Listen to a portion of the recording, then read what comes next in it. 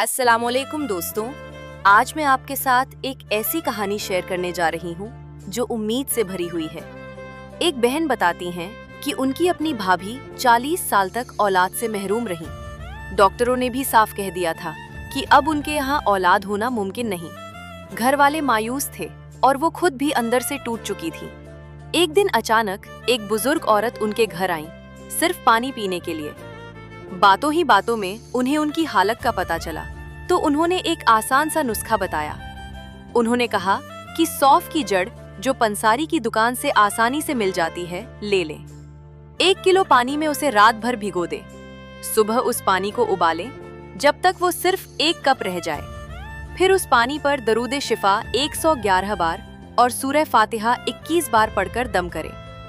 ये पानी खाली पेट गर्म हालत में पीना है और ये अमल माहवारी के पहले 4 या 5 दिन करना है। कहा जाता है कि अल्लाह के हुक्म से पहले ही महीने खुशखबरी मिल गई। अगर पहले महीने न हो तो दूसरे या तीसरे महीने में जरूर कर्म होता है। ये वही औरत थी जिन्हें डॉक्टरों ने बांझ कह दिया था। दोस्तों याद रखें, शिफा देने वाली सिर्फ अल्लाह की जात है। ये नुस्खा सिर्फ एक जरिया हो सकता है। असली भरोसा अल्लाह पर होना चाहिए।